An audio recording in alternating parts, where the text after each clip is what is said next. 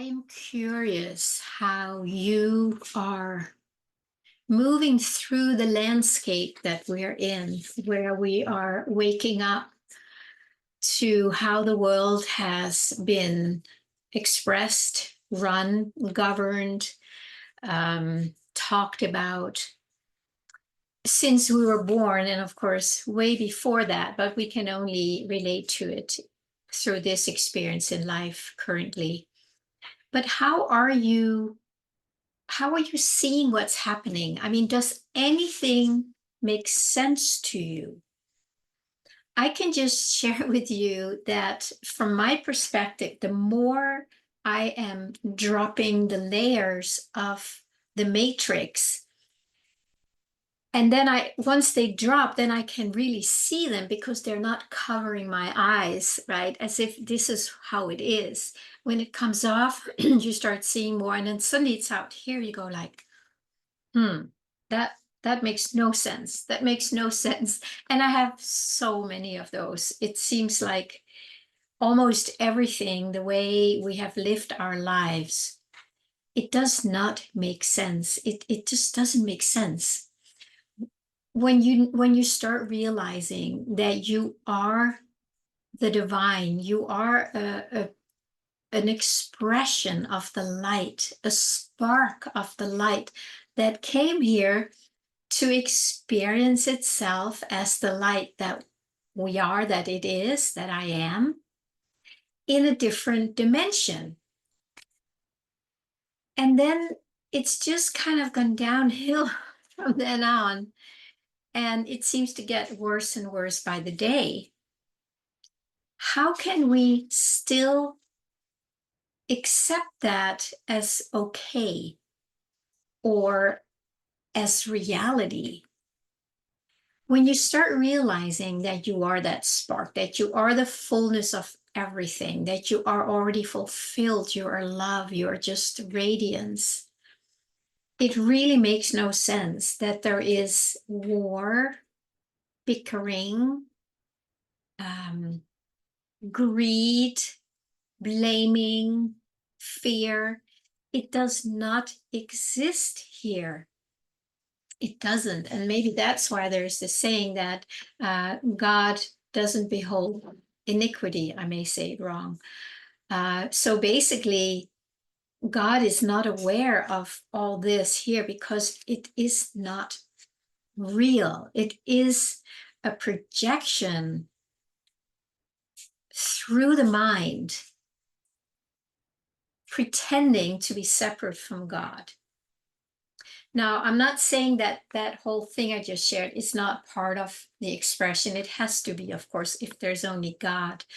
But this is just what is it? It's a mistaken identity. So even though we may experience it as real, it is not. So that dream that we live in, that must be, of course, something we all wanted to experience for whatever reason.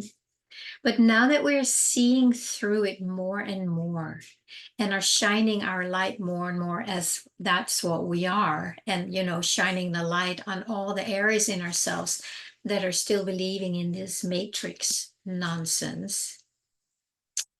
You can probably hear I'm getting a little tired of the matrix because it just is so, so, so insane. But why do we accept that God creates wars, that God takes sides, that God punishes certain people and favors other people? That does not exist here in the oneness of God. It is experienced in the projection of a dualistic mind. So the more I see, when I just start looking into the whole economics, the finance, the financial world, the way we have to work hard to make money, the medical system, how we are always fearing the next pandemic or virus. It's just this fear, fear, fear. Now, why? This is a funny question, but let me ask it anyway. Why would God do such a thing, right? And that is a question that many people ask out there, like, why is God allowing this? In my own experience, as I am waking out of that, I'm not fully out of it, but I am seeing more and more. So why does God allow that in my, how would I come up with an answer? I would say God has allowed us, or me, to have free will to create an experience that is separate from God, just to have another experience in life. And I actually heard about that many, many years ago when I still lived in Denmark. There was a spiritual teacher who was, it was one of the early days, was in the early 80s, I think. And he talked about the fullness and it's like the wave in and out. It's the in breath and the out breath. So we've had the out breath. We wanted to experience something other than the presence that we are. So since we have free will, since anything is possible to experience, we went out, had that experience, and now many of us are longing to come back in. And that's what I talk a lot about. It's like the pull back to the divine because we long for it.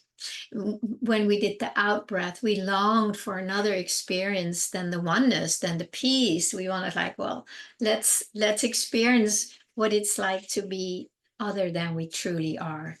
And that, of course, is just something that we're imagining and making up because it's not real. It seems real, but it is not real.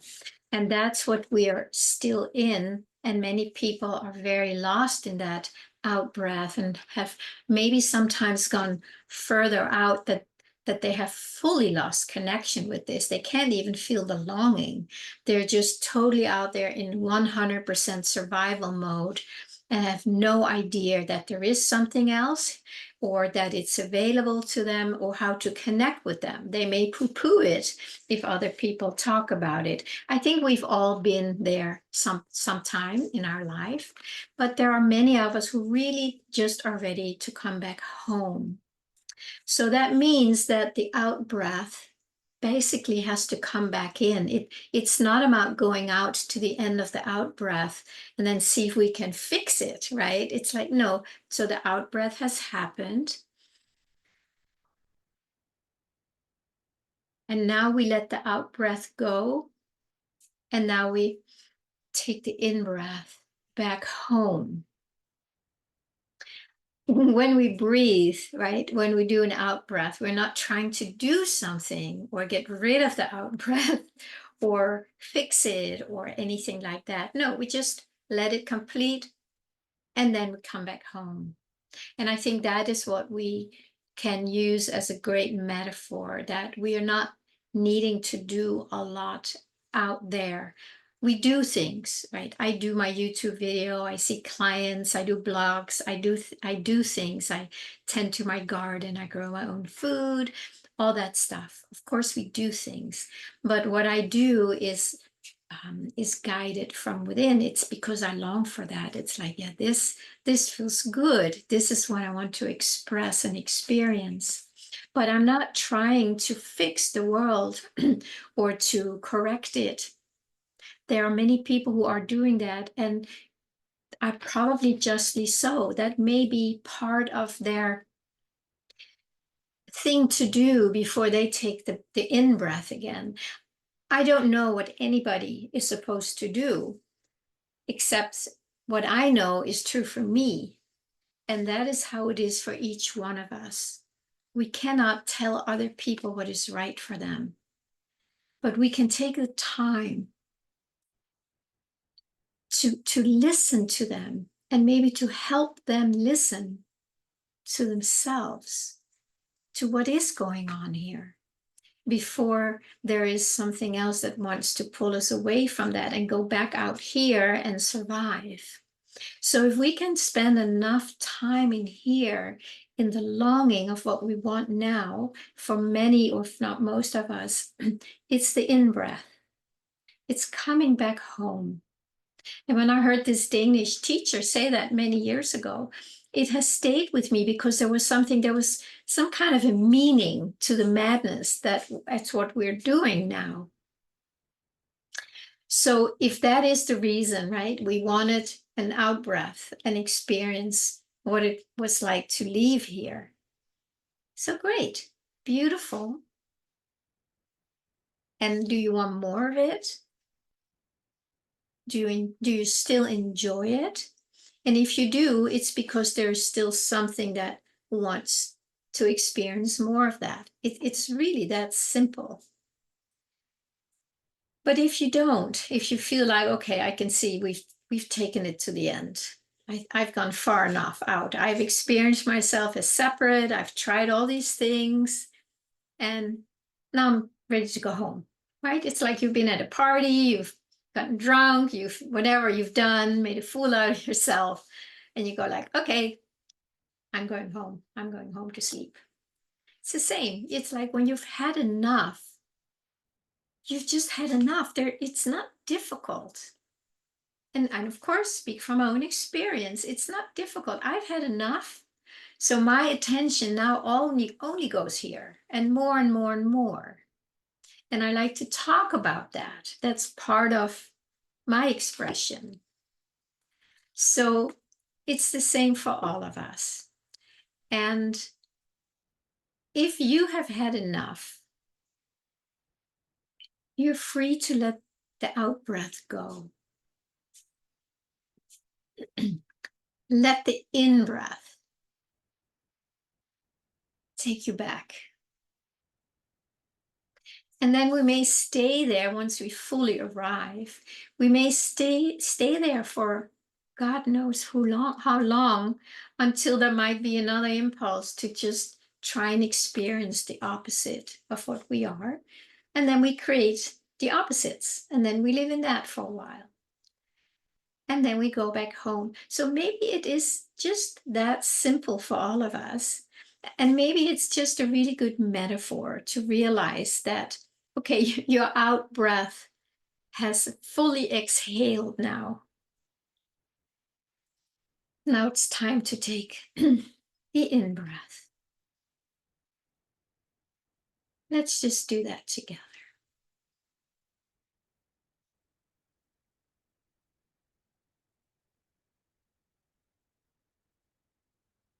And feel what it is that pulls you back in.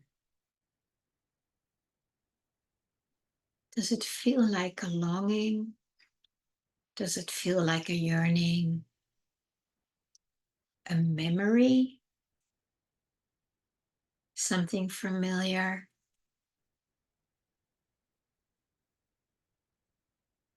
I think it's time for us to take the in breath together